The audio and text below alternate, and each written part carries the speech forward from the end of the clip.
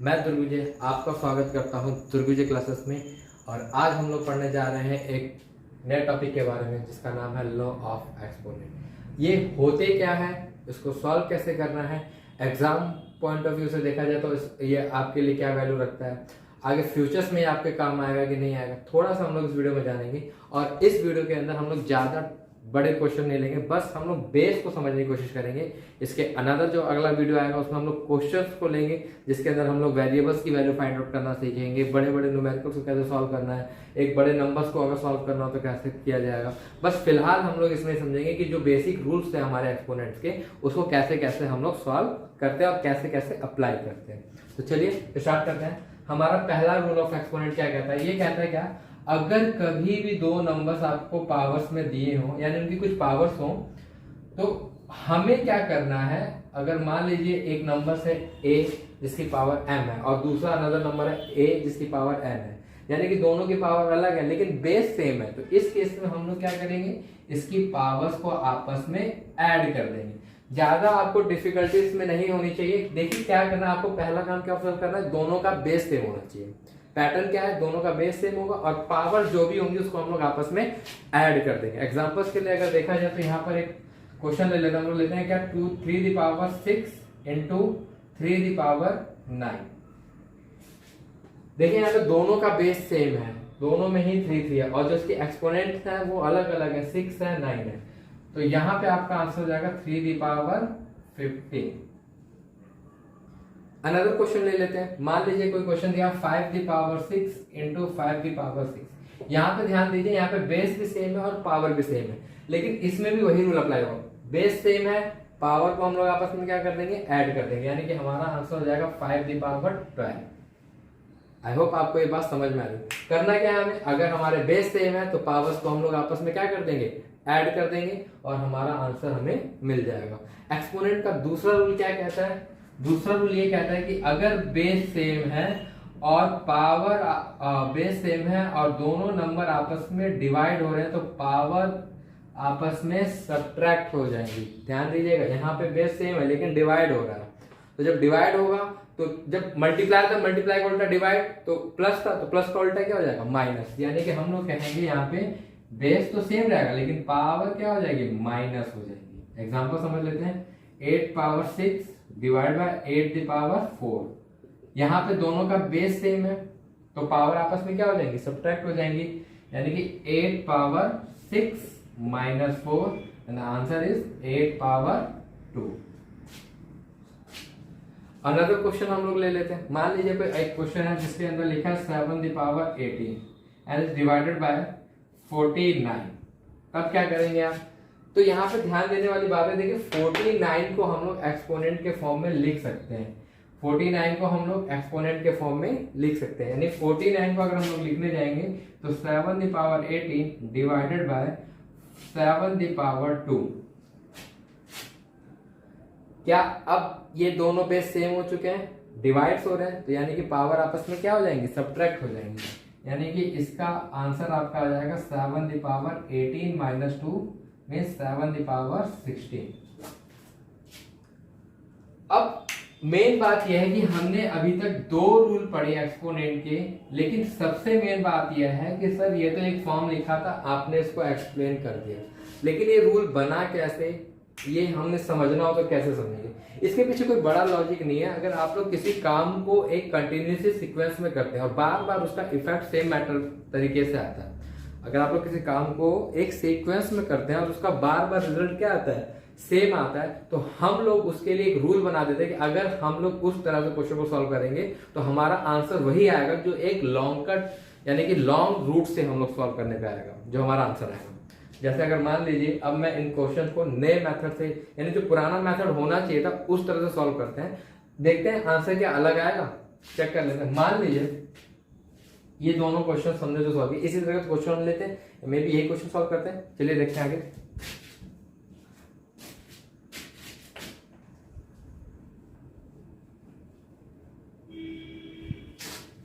पहला रूल था हमारा कि अगर हमारा बेस सेम है और मल्टीप्लाई हो रहे हैं तो हमारा आंसर हो जाएगा दोनों पावर को ऐड करने पे। यानी अगर मान लीजिए 3 की पावर 5 है is multiplied by 3 the power 2, then answer is 3 the power 5 plus 2 and answer is 3 the power 7. अब इसको हम लोग अपने पुराने मेथड से चेक करके देखते हैं, जो आपको बचपन में सिखाया भी गया था। इससे पहले वाली क्लास में आपको सिखा देंगे, अगर किसी की पावर 5 है तो उसको आप लोग कितनी बार लिख सकते हैं? 5 times, 3 into 3 into 3 into 3 into 3. How many times we have write this? 5 times. What is the main result? The power is of 5. 1, 2, 3, 4, 5. And another number is 3. The power of the 3 is 2. Then we what is the symbol between that? Multiply. Then multiply, and the power is 2. Then 3 into 3. When we are multiplying the number, how many times? 7 times. Count it. 1, 2, 3, 4, 5, 6, 7. Then we can write this in the form 3 the power 7. तो मुझे बताइए आप लोग, क्या दोनों ही case में हमारा answer same आया या नहीं आया? लेकिन अब आप लोग कहोगे क्या सर ऐसे भी तो आंसर आ जा रहा है, हमें इस लॉ की क्या जरूरत है? जरूरत है। कारण क्या? अगर मान लीजिए कहीं पे आपको लिखा जाए 3 the power 560 into 3 the power 800, तो मुझे आप बताइए क्या आप लोग इस नंबर को 560 टाइम्स लिखेंगे? 3 को आप लोग 800 टाइम्स लिखेंगे? नहीं लिखना चाहे, कोई भी नहीं लिखना छोड़िए, पॉसिबल भी नहीं होता है इतने दूर बाहर किसी नंबर को लिखना, वो जस्ट वेस्ट ऑफ टाइम हो जाएगा। तो इसके लिए आपको रूल की जरूरत पड़ेगी। क्या रूल था? बेस सेम है तो पावर आपस में क्या हो जाएंगी? ऐड हो जाएंगी। यानी कि हम लोग कहेंगे क्या? 3 the power 560 plus 800 and answer हमारा आ जाएगा 3 the power 5 plus 8 13 60 1360 पावर होगी किसकी? 3 की। आई होप आपको इसका कॉन्सेप्ट समझ में आया होगा। चलिए हम लोग अपना दूसरा वाला टॉपिक डिस्कस कर लेते हैं। इसके अंदर क्या कह रहा था? अगर हमारे बेस सेम है, दोनों डिवाइड हो रहे हैं, तो पावर आपस में क्या हो जाएंगी? सब्ट्रैक्ट हो जाएंगी। कैसे हो जाएंगी? देखिए सेकेंड रूल हमारा था, ये base are the same then power are the going to subtracted when both number are going to divided. यानी कि आंसर हो जाएगा a the power m minus n। कैसे? मान लीजिए a की 5 the power 3 divided 5 the power 2, then answer क्या हो जाएगा? 5 the power 3 minus 2 5 the power 1। यानी आप लोग इसको नॉर्मली 5 भी कह सकते हैं, आप लोग इसको नॉर्मली क्या कह सकते हैं? 5 भी कह सकते हैं। लेकिन इसको एक बार अपने सिस्टम के हिसाब से, यानी कि जो हमने पहले सीखा उसको चेक कर लेते हैं। अगर मान लीजिए मैं कह रहा हूँ 5 the power 3 है और इसको मैं डिवाइड कर रहा हूँ 5 the power 2 से, तो इसका मतलब पावर 3 है तो मैं 5 को कितनी बार लिखूंगा बेटा? 3 टाइम्स। तो 1 2 3, और इस वाले 5 को मैं कितनी बार लिखूंगा? 2 times. 5 into 5, this is cancelled, the answer is 5। Now check it, क्या ये दोनों के दोनों सेम आए हैं? तो इसमें भी वही बात, अगर मान लीजिए एक्सपोनेंट की पावर काफी बड़ी है, और सॉरी अगर नंबर्स का जो एक्सपोनेंट है वो काफी बड़ा है, 1000 में है, 100 में है, तो आप इतनी बार तो उस नंबर को रिपीट करेंगे नहीं। तो इसलिए आप लोग क्या रूल अप्लाई कर देंगे कि अगर उसका बेस सेम है और डिवाइड हो रहे हैं तो पावर आपस में क्या कर देंगे? आप लोग सब्ट्रैक्ट कर देंगे। एग्जांपल ले लेते हैं 5 the power 800 divided by 5 the power 200, then answer is 5 the power how much? 600। I hope आपको ये दोनों टॉपिक अच्छे से क्लियर हो गए। अगर ना हो तो प्लीज कमेंट करके मुझे जरूर बताएं, हम लोग इस पर फिर दोबारा कभी क्या कर लेंगे? डिस्कस कर लेंगे, दोबारा इस टॉपिक को समझने की कोशिश करेंगे। लेकिन मेन मोटिव यह है कि आपको ये टॉपिक बढ़िया से समझ में आ जाना चाहिए। रीजन क्या है कि आप लोग जब अनदर क्लास में जाते हैं, यानी कि अपने सीनियर्स क्लास में जाते हैं, सेम क्वेश्चन आते हैं, आप लोग सॉल्व नहीं कर पाते क्योंकि आपका बेसिक खराब हो जाता है। तो इसलिए मैंने छोटे नंबर से स्टार्टिंग किया, 5 लिया, 3 लिया, ये बड़े नंबर्स नहीं है। हम लोग अगले वीडियोस में इसके बारे में डिस्कस करेंगे कि अगर बड़े बड़े नंबर्स आएंगे, एक्सपोनेंट आएंगे, रूट में आएंगे, तो हम लोग इसको कैसे, अगर रूट में क्वेश्चन आता है तो हम लोग इसको कैसे सॉल्व करेंगे। फिलहाल हमारा मेन मोटिव है कि हम लोग एक्सपोनेंट्स के जो बेसिक रूल है उसको थोड़ा सा हम लोग समझ लें कि वो बने कैसे हैं, इसका यूजेस कैसे हमें करना है। ठीक है, चलिए हम लोग अपने तीसरे रूल की तरफ बढ़ते हैं। तीसरे रूल को पढ़ने से पहले मैं आपको एक क्वेश्चन देना चाहता हूं, आप लोग जरा इसको अपनी तरफ से भी सॉल्व करेगा और थोड़ी देर बाद मैं भी सॉल्व करता हूं। मान लीजिए कोई क्वेश्चन दिया हुआ 6 power 7 डिवाइडेड बाय 6 power 9। आप लोगों के पास 10 सेकेंड है। 6 पावर 7 एंड 6 पावर 9। उम्मीद करता हूँ आप लोग कर भी चुके होंगे, इतना बड़ा तो क्वेश्चन था नहीं। रूल हमारा क्या कहता है? रूल हमारा ये कहता है कि अगर बेस सेम है तो पावर आपस में सब्ट्रैक्ट हो जाएंगे। कब? जब दोनों नंबर आपस में डिवाइड होंगे। तो 6 पावर 7 माइनस 9, ये बात ध्यान रखिएगा, बाद वाले नंबर के आगे माइनस आए, कहीं आप लोग नंबर देख लेंगे छोटा ये बड़ा है, आपको ये नहीं देखना है, आपको ये देखना है नंबर बाद वाला कौन सा है। तो सिंबल माइनस किसके आगे आएगा? 9 के आगे। तो रूल के हिसाब से देखा जाए तो 6 पावर माइनस 2 होगा।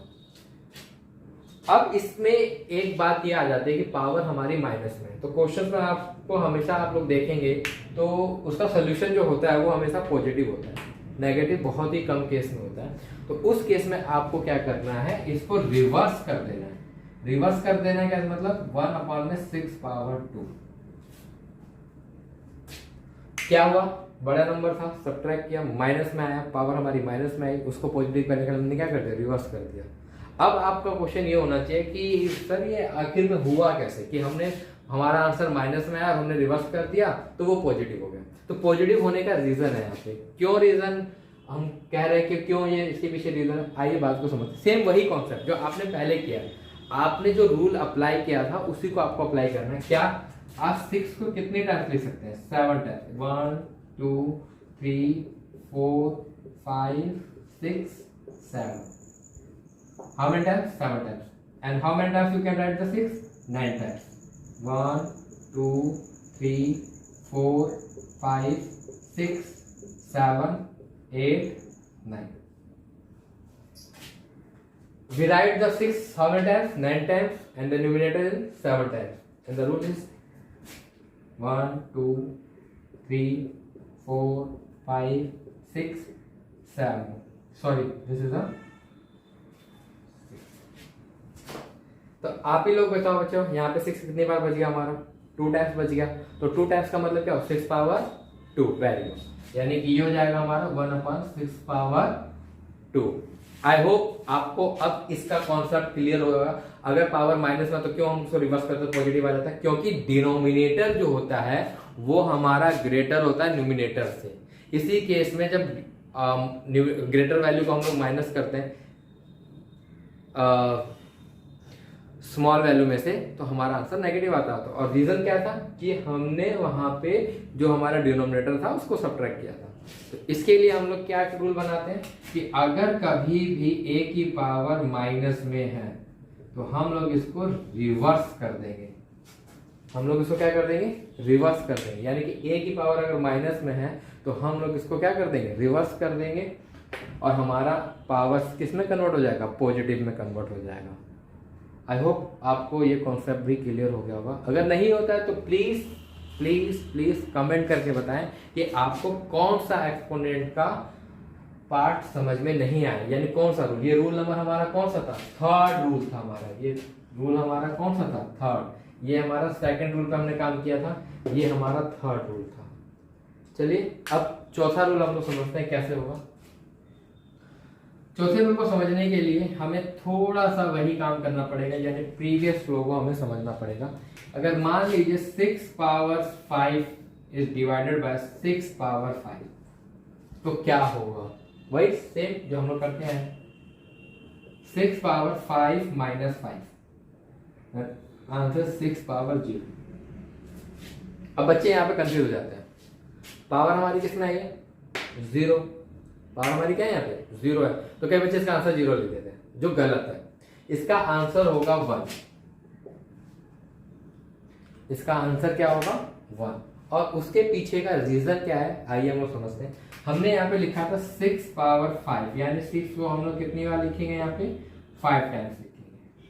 1 2 3 4 and this one is a 5। Another number भी आल्सो हम can write in the how many times? 5 times. 1 2 3 4 5। अब आप लोग इसको क्या करेंगे? डिवाइड करेंगे। 1 2 3 4 5। देन आपका आंसर कितना आएगा? 1। 6 1 1 6 1 1 6 1 1 6 1 1 6 1 1 6 1 1 and 1 into 1 into 1 into 1 into 1, answer is 1। तो इसीलिए कभी भी अगर आपकी पावर क्या हो? 0 हो, तो आप उसका आंसर क्या लिखेंगे, 1 लिखेंगे। बात ध्यान में रखिएगा, अगर पावर 0 है, अगर पावर 0 है तो उसका आंसर हम लोग कितना लिखेंगे, 1 लिखेंगे। आई होप आपको ये कॉन्सेप्ट क्लियर हो गया होगा। चलिए हम लोग अपने नेक्स्ट रूल की तरफ बढ़ते हैं, और नेक्स्ट रूल हमारा क्या कहता है कि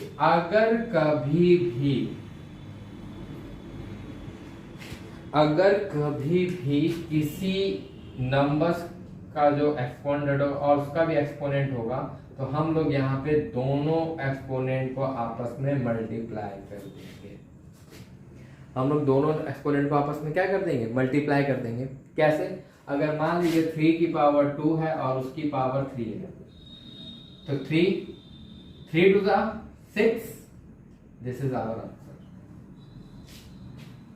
बात ध्यान दीजिएगा, अगर हमारा एक्सपोनेंट किसी नंबर्स का है और उसके ऊपर एक और एक्सपोनेंट दिया हुआ है, तो हम लोग उसको क्या करेंगे, हम लोग उन दोनों को एक्सपोनेंट को आपस में मल्टीप्लाई कर देंगे। क्या कर देंगे, मल्टीप्लाई कर देंगे। क्या कर देंगे, मल्टीप्लाई कर देंगे। कैसे कर देंगे, ऐसे कर देंगे। रूल को समझने की फिर से कोशिश की जाती है। यहाँ पे देखिए क्या करना है, पावर हमें दिया हुआ और उसके ऊपर भी एक पावर है, तो क्या करना, रूल के साथ 3 into 3 हम लोग ले सकते हैं, क्योंकि सबसे पहले हम लोग ब्रैकेट को सॉल्व करते हैं। आप लोगों ने बोर्ड मास पढ़ा हो तो उसके अंदर सिखाया जाता था कि सबसे पहले हम लोग क्या सॉल्व करते हैं, ब्रैकेट सॉल्व करते हैं। ब्रैकेट के अंदर दुनिया भर के ब्रैकेट्स होते हैं, तो स्मॉल ब्रैकेट को सबसे पहले सॉल्व करते हैं। फिलहाल हमारे पास एक ही ब्रैकेट है, तो पहले हम लोग इसको सॉल्व करेंगे।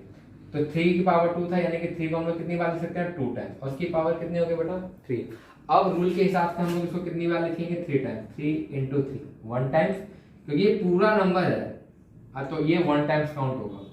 3 into 3, this one is a 1 time. 3 into 3, this one is a 3rd time. And now count it. 1 2 3 4 5 6. Then answer is a 3 to the power 6. 3 to the power 6. I hope आप लोगों को ये कॉन्सेप्ट भी clear हो गया होगा। क्या होगा इसके अंदर, अगर a की पावर m है और उसकी भी एक पावर, होल की पावर अगर आपको दी हुई है, तो वहां पे समझने वाली बात यही हो जाएगी कि उन दोनों पावर्स को हम लोग क्या कर देंगे, मल्टीप्लाई कर देंगे। उन दोनों नंबर्स को हम लोग क्या कर देंगे, मल्टीप्लाई कर देंगे। आई होप आप लोगों को बात समझ में आ गई होगी। चलिए एक्सपोनेंट के अगले रूल हम लोग पढ़ते हैं। ये हमसे क्या, ये जितने भी रूल हम लोग पढ़ रहे हैं, ये सारे के सारे बेसिक रूल से ही बने हैं। इसके अंदर कोई बड़ी बात नहीं, बस रूल्स है तो थोड़ा सा हम लोग क्या कर देते हैं, इसको देख लेते हैं। अगर मान लीजिए a की पावर a अपॉन में b है और दोनों की पावर m है या n है, तो हम लोग कहेंगे इसको a की पावर n b की पावर n। क्यों कहेंगे, अगर मान लीजिए 3 अपॉन में 2 है एंड पावर इज 3, तो हम लोग क्या करेंगे बेटा, इन दोनों को ही 3 बार मल्टीप्लाई करेंगे, क्योंकि ब्रैकेट के अंदर होल पावर है। तो 3 upon 2 into 3 upon 2 into 3 upon 2। तो क्या हमने यहाँ पे 2 को 3 बार मल्टीप्लाई किया, जी किया। क्या हमने 3 को 3 बार मल्टीप्लाई किया, जी किया। तो जब 2 को हमने 3 बार मल्टीप्लाई किया, 3 को 3 बार मल्टीप्लाई किया, तो हम लोग ये भी तो कह सकते हैं कि 3 की पावर 3 और 2 की पावर 3। तो इसी से ये रूल हमारा बनता है क्या, कि अगर कोई भी दो नंबर्स फ्रैक्शंस के फॉर्म में हो, इंटीजर्स के फॉर्म में हो, रैशनल नंबर के फॉर्म में हो, उसकी एक एक्सपोनेंट दी जाए, तो उसी को हम लोग क्या करेंगे, उन दोनों की पावर को हम लोग काउंट करेंगे। दोनों नंबर, न्यूमिनेटर और डिनोमिनेटर, दोनों की वैल्यू को हम लोग क्या करेंगे, काउंट करेंगे।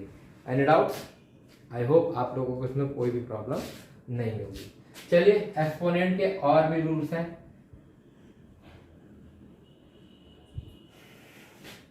एक्सपोनेंट का एक रूल ये कहता है कि अगर मान लीजिए कोई भी आपका नंबर है और वो अपर साइड में रैशनल फॉर्म में दिया हो, किस फॉर्म में दिया हो, रैशनल फॉर्म में दिया हो, तो उस केस में आप लोग क्या करेंगे, मान लीजिए यहाँ पे m अपॉन में n है, तो देखिए ये तो पावर अपर वाली है और ये डिनोमिनेटर वाला रूट कहलाता है। ये डिनोमिनेटर वाला क्या कहलाता है, रूट कहलाता है। और this one is called power, ये रूट पावर है और ये पावर ऑफ नंबर है। तो इसको हम लोग लिखेंगे क्या, एक पावर m, और this is called power of root. Example के लिए मान लीजिए 5 पावर 3 अपॉन 2 है, तो इसको हम लोग लिख सकते हैं क्या, 5 पावर 3 स्क्वायर रूट। अब इसको आप लोग सॉल्व करने तो सॉल्व हो जाएगा, लेकिन फिलहाल मेथड ये था कि अगर कभी भी आपको फ्रैक्शंस के फॉर्म में नंबर दिया हो रैशनल के फॉर्म में दिया हो तो आप लोग बात यहाँ पे ध्यान रखिएगा कि वो जो नंबर दिया होता है वो रूट का होता है, या बेसिकली यहाँ पे फ्रैक्शन में दिया होगा आपको। तो यहाँ फ्रैक्शंस और रैशनल में क्या डिफरेंस होता है, अगर आपको इस बात में डाउट्स है तो प्लीज़ कमेंट करके मुझे बताएं। मैं इसके ऊपर भी आप लोगों के लिए एक अच्छा सा वीडियो बना दूँ जिसमें आपका रैशनल नंबर और फ्रैक्शंस दोनों में ही कॉन्सेप्ट क्लियर हो जाएगा। और अगर आपने प्रीवियस वीडियो मेरा देखा हो जिसके अंदर नंबर सिस्टम की मैंने बात की थी, तो उसके अंदर मैंने दोनों के अंदर डिफरेंस बताया था कि क्या होता है। ना समझ में आया तो प्लीज़ बताएं मुझे कमेंट करके, और हम लोग फिर उसके ऊपर एक छोटा सा वीडियो बनाएंगे और उसको समझने की कोशिश करेंगे। एंड आई होप आप लोगों को एक्सपोनेंट के पढ़ाए गए सारे रूल्स समझ में आ गए होंगे। इससे रेलिवेंट क्या क्या क्वेश्चन बनते हैं कॉम्पिटिटिव एग्जाम में, इसका क्या इंपॉर्टेंस है, इसको हम लोग अगले वीडियो में जानेंगे। और भी कोई रूल्स आप लोगों को प्रॉब्लम में हो तो प्लीज़ मुझे कमेंट करके बताएं, हम लोग उसके ऊपर भी देखेंगे। मुझसे कोई टॉपिक छूट गया हो एक्सपोनेंट से रिलेटेड तो प्लीज़ उसको भी मुझे बताएं। हाँ, एक बात याद रखिएगा बेटा, एक्सपोनेंट से आप लोग कभी भी कंफ्यूज मत होना। इसको कई जगह पे डिग्री भी बोला जाता है, अगर डिग्री बोलता है तो भी हम लोग पावर की बात करेंगे, और पावर तो मतलब पावर ही होता है। और हिंदी में क्या कहते हैं, आई होप बच्चों को मालूम होगा, इसको हम लोग कहते हैं घातांकों के नियम। क्या कहते हैं, घातांकों के नियम। तो अगर आप लोगों को मीडियम में भी प्रॉब्लम है तो डोंट वैरी, आप मुझे बता सकते हैं, हम लोग हिंदी में भी वीडियो को बना सकते हैं। खाली हमने यहाँ पे टर्म इंग्लिश का यूज़ किया है, अदरवाइज वीडियो तो हमारी पूरी हिंदी में थी। तो आई होप आपको कोई प्रॉब्लम नहीं होगा। अगर वीडियो पसंद आई हो तो लाइक करें और ज़्यादा से ज़्यादा मात्रा में इसको सब्सक्राइब कराने की कोशिश करें। अपने दोस्तों के बीच में भी इसको क्या करें, शेयर करें। मे भी किसी का बेसिक बाकी हो तो इससे कॉन्सेप्ट इसका क्लियर हो जाए, क्योंकि इसके अंदर हमने बड़े नंबर्स को नहीं लिया है, हमने अलजेब्रास को नहीं लिया है, क्योंकि कभी भी आपसे क्वेश्चन इस तरह से नहीं पूछेगा। ये छोटे लेवल के क्वेश्चन हो जाते हैं। मान लीजिए आपके 7th 8th स्टैंडर्ड तक, 8th स्टैंडर्ड में भी क्वेश्चन थोड़े ऐसे नहीं आते, थोड़ा सा हाई लेवल हो जाता है।